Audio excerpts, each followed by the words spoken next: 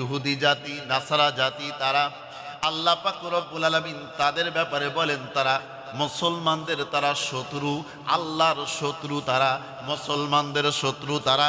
এবার আপনারা বলেন আল্লাহর শত্রু যারা, মুসলমানদের শত্রু। আরে ভাই কথা কম না কেন?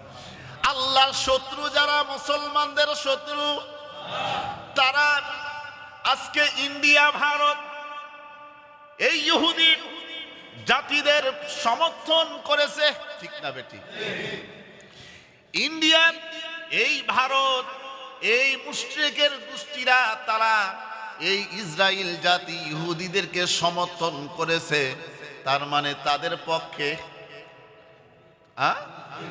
ও মুসলমান ভাইরা, এটা আল্লাহর বিরুদ্ধে তারা সরাসরি অবস্থান নিয়েছে।